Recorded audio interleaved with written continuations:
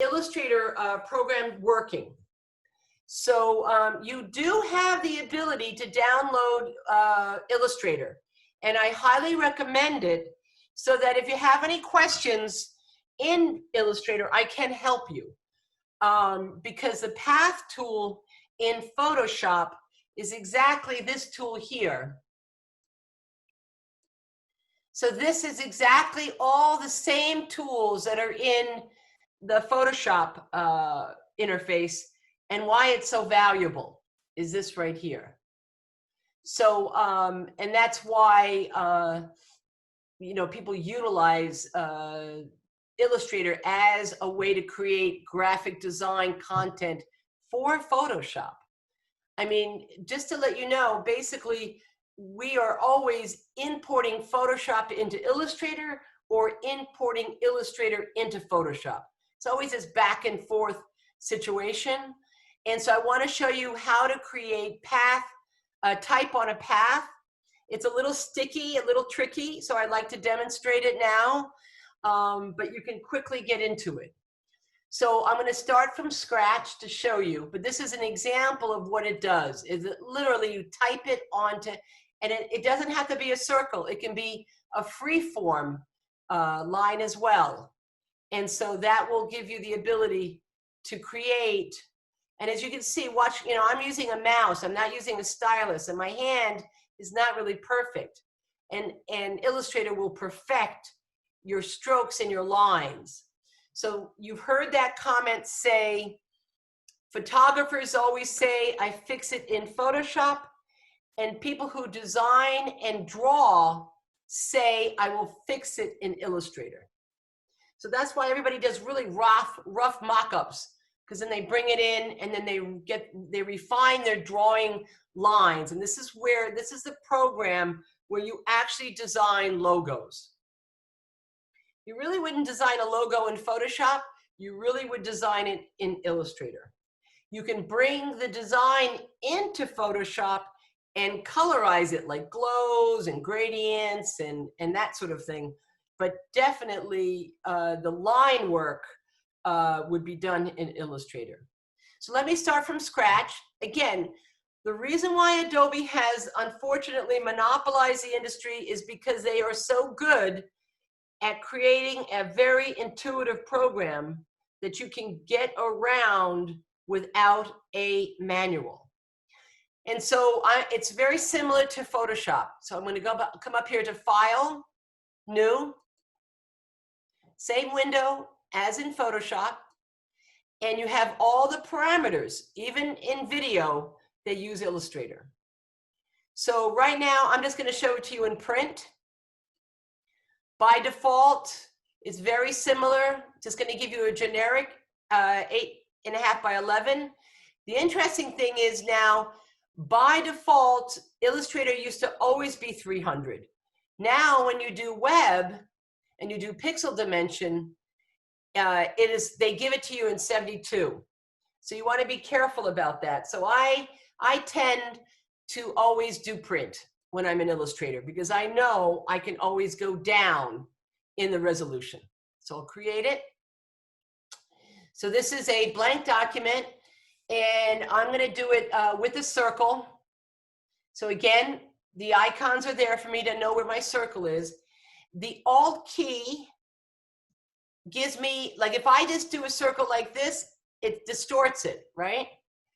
If I use the Alt key, it gives me a circle so that I can make it come out perfectly like that. And actually keep it, this is, again, they did not change it in Illustrator, so you need to keep it with the Shift key down and the Alt key, and that makes a perfect circle. So in Illustrator, you still need the Shift key to keep things proportionate. And they've taken that away in in Photoshop. You don't want to use a Shift key, otherwise you will distort. So they changed that up. So now you have a circle, and again, you have layers like you do in Photoshop. And in Illustrator, the difference between Photoshop and Illustrator is that they automatically always give you a layer. You do not have to create a new layer unless you really need to create a new layer. But automatically, if I draw another line here, watch will happen. It creates the layer for me. So I do not have to worry about it. Now, often sometimes when you're in Illustrator, you need this circle to put color into it. But when I apply type to it, it will, I'm gonna just make this a little bit smaller. It will take it away. So you always want to be able to duplicate. So that would be highlight here, duplicate path, and lock it and turn it off. So then you know you have the ability to keep the circle that the type is going to be on, just in case you want to put a color inside that. So now I'll come up here to this path, and let me. I made it on the wrong one. Let me make it on this one. Duplicate, ellipse, lock it, turn it off. So I'll just turn this one off so that you don't get confused. So now on the type tool, I always, every time there's a new version of Photoshop, I go to the type tool and I hope that these tools are in there, but they are not. So it is called type on a path, and you get this cursor. Now, Illustrator is infamous with their cursors, always cryptic cursors. So you hover over and you click, and they automatically put type right there for you, but you can begin to type right away because it's highlighted, and then you can mouse down and highlight. And at this point, it gives you the values. Let me move this down a little bit. It gives you the values that if you want to enlarge this, you can enlarge that. Now if you want to move this around, here is where it gets a little tricky. So you use the white arrow and you hover over it until you see this cursor. And unfortunately, I cannot zoom in on that. Let's see. Oh, that's a little better. Yeah, no, it's still tiny. So you see that little arrow? Now that lets me push it. You see? And then if I wanted to bring it in, it lets me bring it in. If I wanted it to be inside the path, which is very different than if I wanted to bring it out. So let me get to do that. And again, it's the white arrow. And again, you see how I roll over, and now it lets me bring it up to here. So let me just enlarge this and how you can bring it into Photoshop. So you highlight it. Whoops, I got to get this type tool. Highlight it. I'm going to make this bold. Don't really have bold on here. So you can change your type. I'll keep that. Bold is here now. And now I want to give it a color. I'm going to keep it red. Okay, and then you can also, don't forget, you can also rotate it as such, like that. So now what I can do is I can go File, Save As. You always want to keep the original authoring document. So I'm going to call it what it is. You can always make a file where you always make type on a path using the same one. Keep it in my downloads right now. So now I'm saving the AI file, Adobe Illustrator. Now I can actually export it as a PSD right here. Now what should happen is theoretically white should be gone. So we're going to find that out in 2 seconds. So I'm going to say Photoshop, PSD, downloads, know where everything is when you save.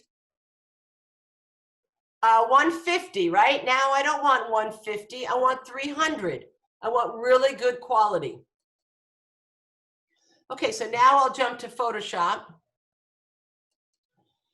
And if you have any questions during break time, if you can download Illustrator and you want to get into that, if you have any issues with it, I can help you.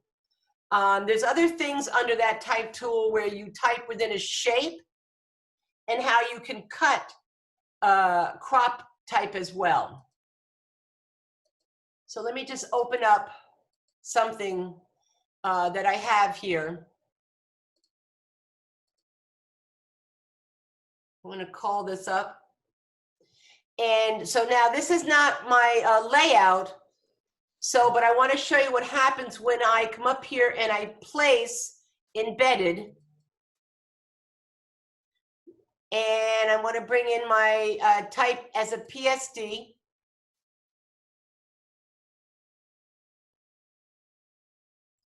And there I have it here. And notice, let me see, what size is this? Let me get to seeing what size this is. I'm going to just escape and say no. Image size. Ah, see, that makes a big difference. So I'm going to change this up to 300. So you see right away, I was confused why it would come in so small. Let's see how it comes in now. Now it's 6 by 3 inches at the resolution of the quality. So of course, my image gets smaller. Let's do that again. And I have actually found that sometimes Illustrator seems much better. It's bigger. And now you see how it is, and I'll accept it. You can double click or accept up here.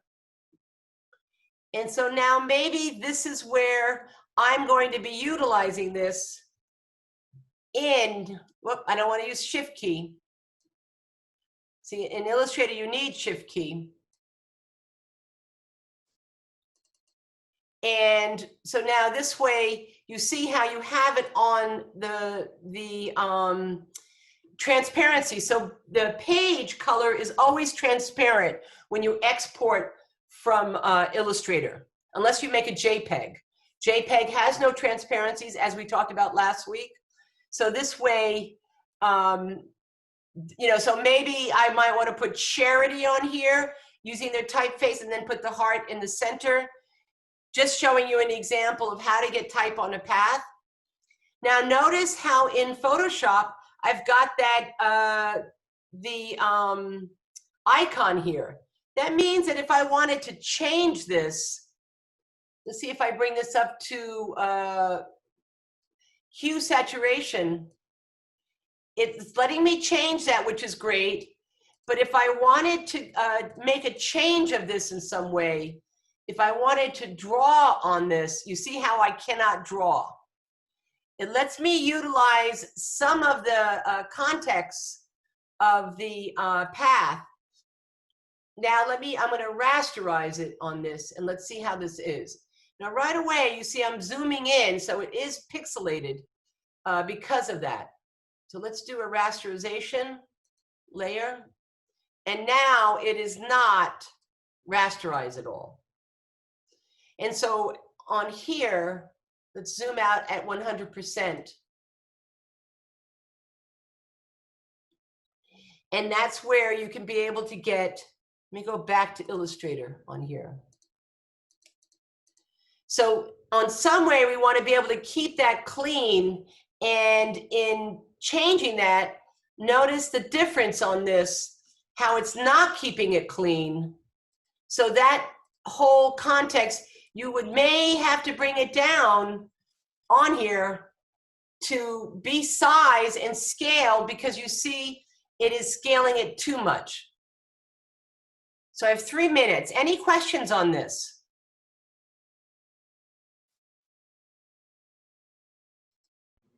No, no questions. Okay, I'm going to actually try to export this again. And let's do it 72.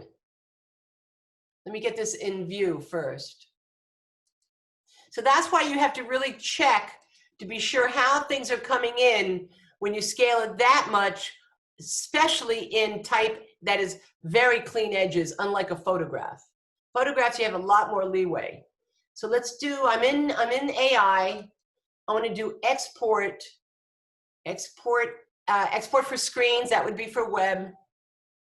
Do a PSD. No, I want to do it a different name. So it doesn't write it and gives me the prompt again. Let's see if it gives me the prompt. Here we go, 72. Let's bring it down to 72 DPI.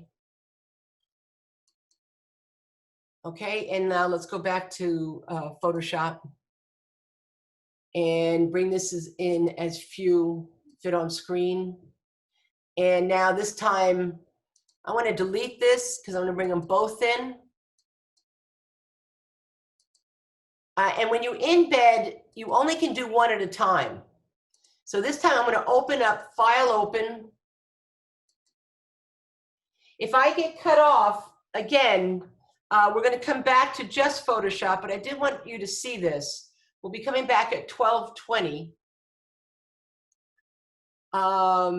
Let's see here. Let's open up the two of them.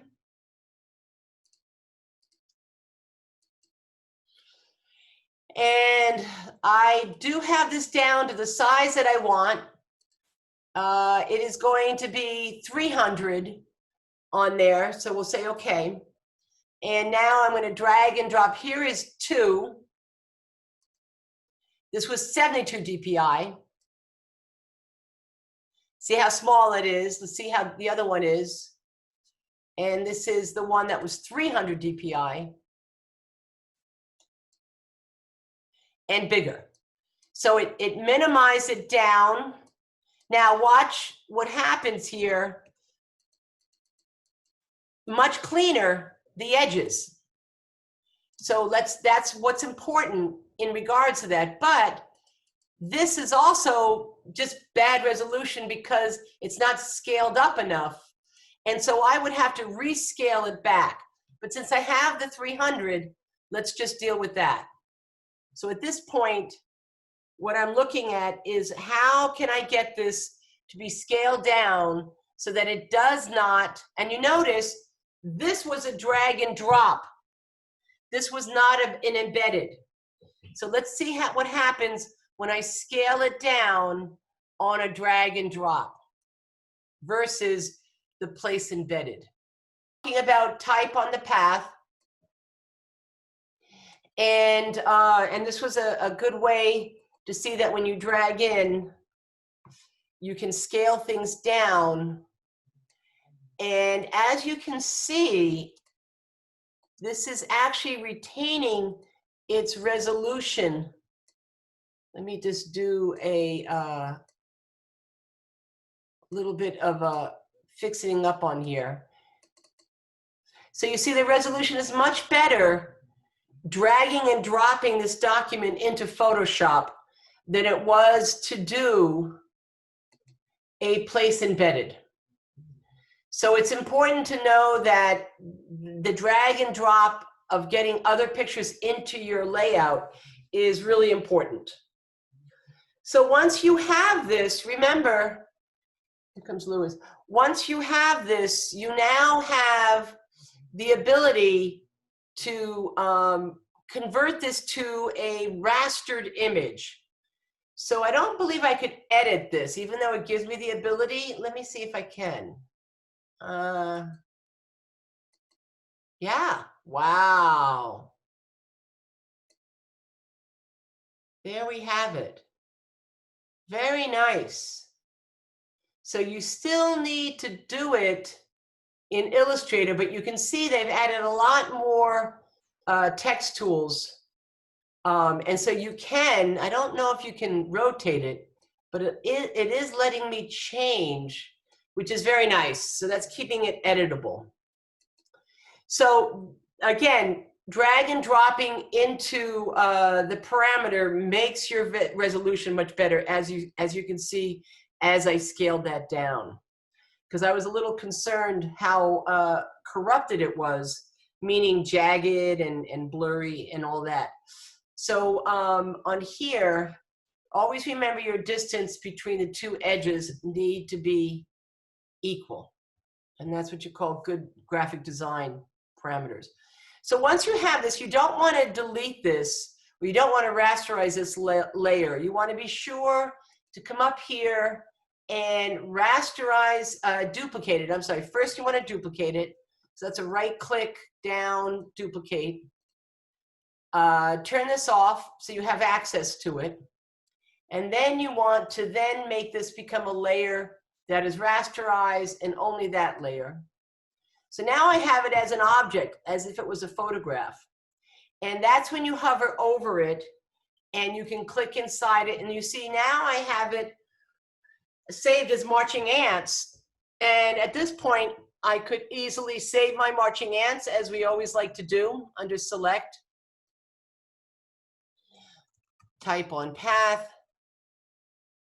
So I can always call that back to make a shadow if I want. And I also can use my gradient tool. So again, the gradient tool, we were looking at gradient tools with the swatches. And so this is where I was looking at here, up here, when you click this, not up this, when you click this, it adds to your swatches. So I'm choosing colors and it's adding to my swatches. So you would continue going on to this. And on the gradient, you have your own palette up here to choose from. So if I wanted to choose, let's open this up a little bit more. So the gradient has its own swatches. And so here you want to say new, and you see how it's adding it on. So I will choose probably reds, and I'll use this red, and then you say add it, and see it's adding it on. So it's all under these folders to do. And again, if you wanted to bring it up, you can bring it up to here. So this is how you're saving your swatches. This is all new in Photoshop. So you see this gets you to all the generics, but it will, so you basically have to drag and drop it up into this to save the swatches that you like. So once you have that, like I'll choose this red here. You say, okay, let's get rid of this. And now I can do that right onto the path. Let me take this away from you so you can see this. And let me get a layer under here and choose a color so you can see what it looks like, what I'm doing. Where is my, I am losing, oh, let's see, we have some people waiting. Admit, admit. There we go. Okay, so we're gonna just choose this and paint bucket. And you notice how I can't do anything because I have the marching ants on. So you have to turn the marching ants off. And now I can fill it. And again, you see I lost my marching ants. So that's why we save it under select, load, and my marching ants come back. And now I can go back to my gradient tool that I want. And then you can choose whatever gradient you want to have. So again, remember, excuse me, remember your gradient is going to be, whoops, I have it. Let's undo that. Let's do it up here. The gradient is this rubber band effect. So if you wanted to create it to be similar, let me get a stronger gradient so that you can see. Even this transparency, when you see the checkerboard, that means it is a transparency and a checkerboard. So you can get this to come in to the type. And this is where it's going to be in different shapes. So if I wanted it to be here, you can be able to change it up. So it's really, however you have the rubber band effect, it's going on to that path, as you can see. So now if I wanted to keep this, then obviously I would need to get rid of the background. And so obviously, well, right now, as you can see, if I wanted to type in charity in here, I would be able to do that because it is editable as such. Not that this font is any better than the other one. Let me make this caps.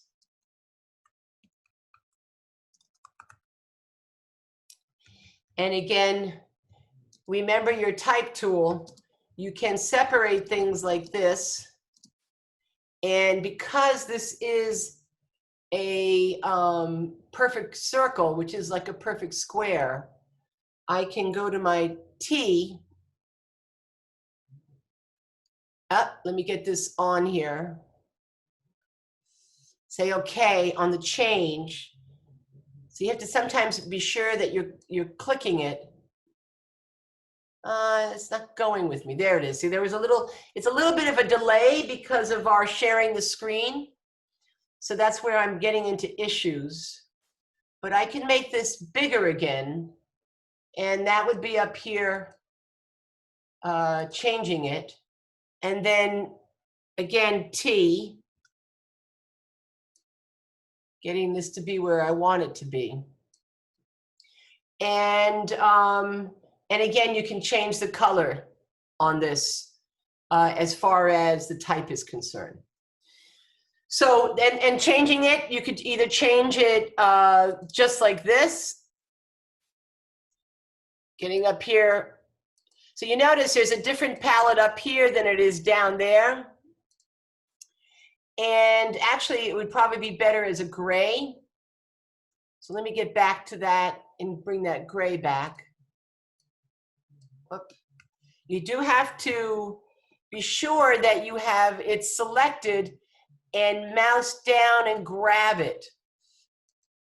And that's where you have to be careful on what you're actually grabbing on this. So then, of course, for me to clean this up, don't forget, you can highlight this and make this a pattern. Someone wanted to do a pattern. And so one way to do a pattern is to zoom in. And this definitely has a texture right here. But when you define it, it also makes like a brick tile. So up here, I'm going to define, let me get on the image first. I'm going to define the pattern. And then when I'm in here, I could make a layer. Let me zoom out. And use my polygonal here to get this to fill. I don't need to, it should be blending the pattern. I'm a little over on the red, but that's okay. And so now I have a marquee that's giving me the marching ants. And I can come up here and I can say fill with pattern, choose a pattern. So you can see you can actually, this is very nice. They've given you much more textures here. That's lovely. So if I wanted to fill it with water, I could fill it with water. So patterns are very good to have. Now let's see what happens when I do a pattern fill here again. So I want to go to fill, pattern, and choose what I did, which is this one. And you see, that's what happens. Even when you think there's no pattern, there's always a pattern. So the only way I could get rid of this is if I actually put a blur on it. So I could come up here to filter and do a blur. And you can begin to see how it's difficult, right? Very difficult. So this is not going to work because of this gradation here. So that is not as good as when you use this tool as we did in our photo retouching, I'll just do one at a time. And this is the one that's a little tricky. These are all the photo retouching tools, the patch tool. So if I get really close to what I don't want to have, you can also create what we call content aware. I'm going to go back on that. Not on this tool, but on the fill tool. So I need to be on this layer. I'll create this again. So there's actually a content aware in the fill, but you have to get the marching ants. I don't have my stylus hooked up here, so I'm actually using the mouse, which is not as easy as if I had a stylus. And you can come up here to edit, fill, content aware, but you have to be on that layer. Now watch what happens. And I want it 100%. Not as good. So let's go back. And that would have gotten rid of it, but let's see. Let me see why content aware fill. It used to be in here, so now let's do this. And you see it's picking up a little bit too much of the other piece. So I'm going to do a little bit of an erase situation. So you can see it's picking up a little bit of that white. And let's come over here. Let's come over here and look at what we're looking at here. Fill centers, output, new layer, sure. And say apply. Same as a fill, as you notice. And not all samples, sample overlay. So let's bring this in a little bit. There we go. And let's see, apply again. Pretty much the same. So you could play with this tool and try to get it to make it work. But in actuality, this one here can also help us, which is the patch tool. But with the patch tool, I really have to get close. So let's see what we can do here. I'm going to pull from the left side. So with the patch, you stay inside. No, how then Oh, I have the feather on. That was my problem before. Let's go back. Let me see if I can get back to the marching ants. Nope.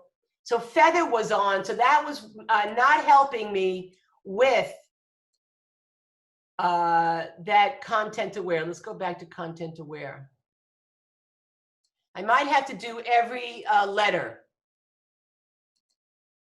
I don't have feather on this time. Let's see if this will work. Yeah. So you see, I was confused about why was it not working. Content aware works like a charm, but it was because I had feather on up here. So you have to always look at your variables, whether you know the variables or not, but always look like, why isn't this working? So now I can get rid of all of them, and it's a much better way than trying to use it with the pattern. So I can use content aware again. And that other new tool, which I'm not familiar with, see right away, you can see how that is not as close as I'd like it to be. And so I'll go back to this on this one. And you see now it recognizes it a lot better. It's a little bit of a gray, but I can fix that. And then you would go on, and then this way you'd be able to put on the type that you want to be able to have on. And so that's why we want to be able to have the ability to fix the backgrounds if we need to fix the backgrounds as it is here. So let me take some questions. Louis, I know you're back. We have Wendy, if you want to be able to have any questions, certainly I know you, I see that you're here, which is great. You can unmute yourself. If there's any other tools, I'm going to go ahead and move on with what the homework assignment is, which is for Tuesday, which is to work on the composite of your web design. So what I did here, and just chime in with a question if you have one. I'm going to open them all up. So these are my documents here. And on my downloads. And I have these pages. So what you want to do is grab the web design page that you like, and you're going to make a new web page, and you can call it web, and we can start with this. And again, what you want to do is create those guides from the ruler. And what you want to do is make 3 screenshots, that's all I'm asking, and use a canvas to put the bottom. So it's about 1,000 a screen. It looks like 2,000, so 3,000 would work pretty well. And it's going to go down from there. I used the artboard. Remember I did this before? So I'm going to merge visible and get rid of that artboard. So again, back to canvas, back to making the page go larger in height. So I'll go 3,000. And that will give me my 3 screens. Before I do that, I can do that. It can go back because I have the white there. So now what you want to do is just create that guide to come down. And I'm going to begin to show you some tools that are web tools, as we say, that are in Photoshop, because often designers work with programmers. And so programmers need your designs, and you want to prepare the designs for the programmer. So it's really good to find your team. Like Louis, you're starting your new business. You want to get to know some computer science people who have some high-end programming skills. A lot of times programmers are on 2 levels. Sometimes they're so high of a programmer doing compiling languages that they don't know web languages. And then you have web language programmers who know all web scripting languages, but they don't know the high end. So it's good to get to know that for a team. Yes, Louis. No. I'm talking to my grandma. Sorry. Yeah. Hi, Grandma. Tell her we said hi. So anyway, so here I've started my web layout, which is what your progress is going to demonstrate. And so I'm going to save this, save as. And I'm in my downloads. And I'm going to call this web design. And remember always to call your pages a higher number every time you work on it so you don't lose things. One cannot get credit for losing something. One should know how to safeguard yourself from losing computer documents. You always have a backup on this. Let me get rid of history. So now I'm going to bring my pages over.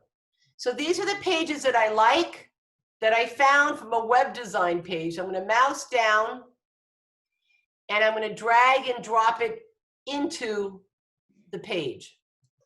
So again, dragging and dropping into the page. Basically, like what we did for the concept was just like the home page. Like now this is like the meat and potatoes, so to say. Well, yeah, it definitely, it's your progress aspect of the web design. The midterm and the concept was showing us what designs you like, right? So yes, you could have shown me the home page. You can just show me the content page and the footer page. So you can change things up. Yeah. You know, in that context. So now what I'm doing is I'm getting this to fit because I like this design. This is not the charity that I'm using. I'm using this as a template. My charity is going to be different. And so I would be changing that, and I'm changing things up. So on here, you can, for instance, like this is not my logo. And let me just show you, let me take a logo to show you what it would be like getting a logo. So if I wanted a nonprofit Greenpeace, I like the Greenpeace organization. And so I can go like this and find the Greenpeace logo. Most organizations have their logo. If you just do their organization name, like I did Greenpeace logo, and I went to images, here are all the images, and these are probably graphic design people redesigning the Greenpeace logo. So I'm going to use this one.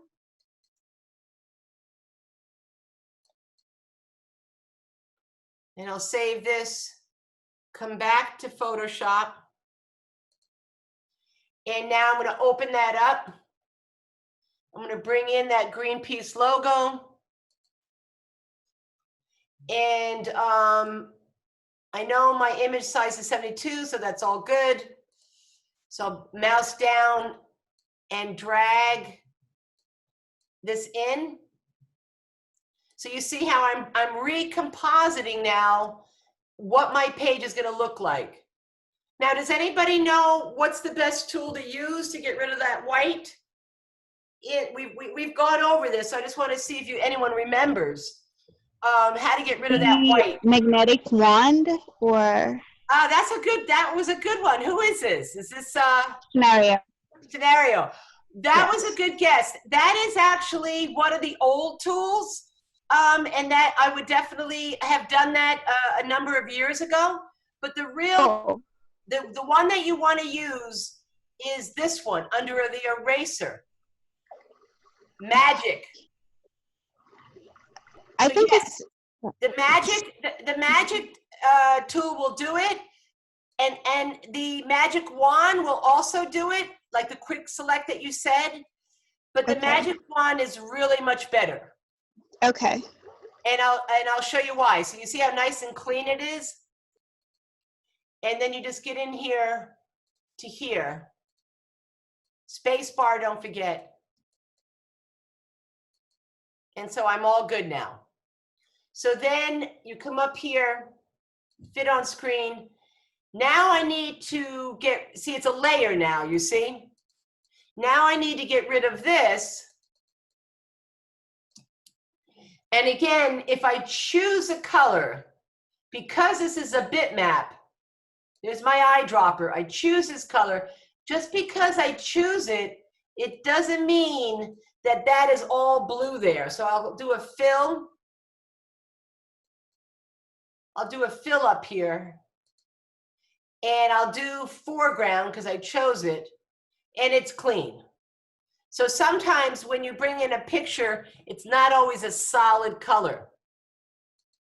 So now I have it fit on screen. So what you're doing is you're taking a template that you have recommended to the client, and now you're putting your company logo there, and you're putting the photographs that you want there.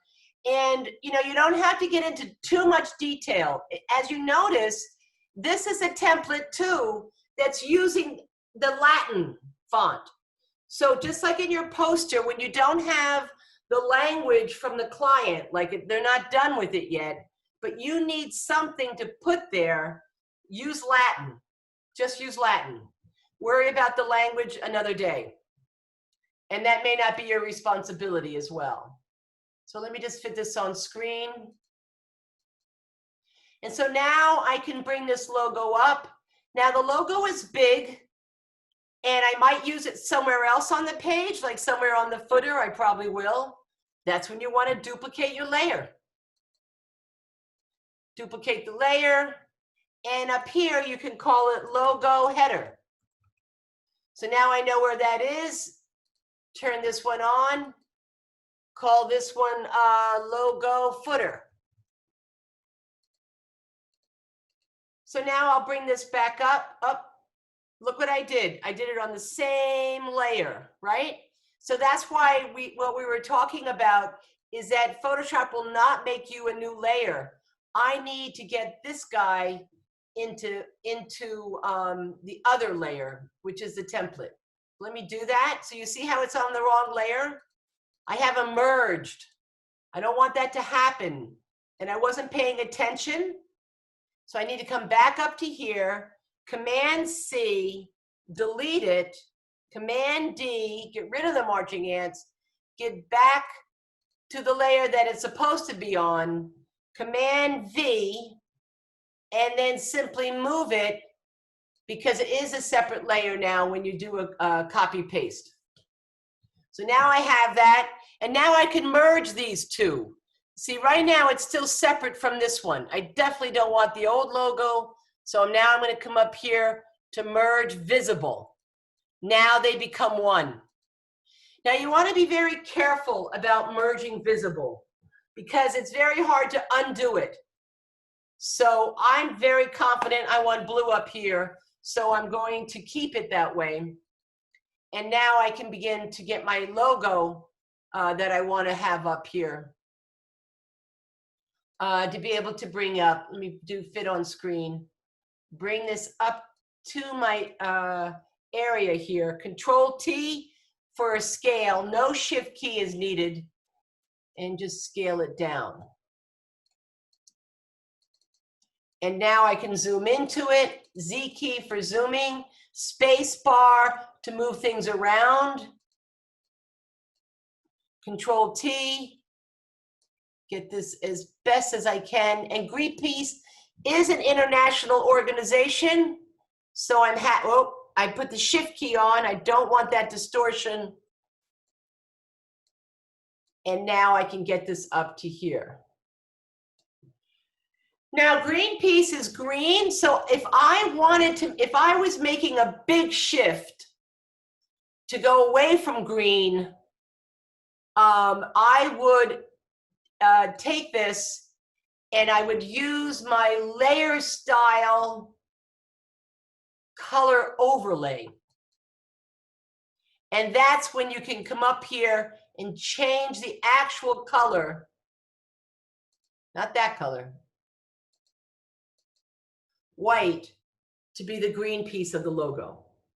So that's where I would be making a big presentation, and they would say, why do you want to do Greenpeace? And I have no good reason why. I'm only showing it to you because I want to show you the layer style. And that point right there, I'll come up with a marketing one to change that. For one thing, there might be, Greenpeace has been around a long time. I might want to put a gradient in here so that it goes from green to white. So that could be an interesting combination. That's when I would use my gradient tool, like I showed you before on Type on the Path, to go from green to white.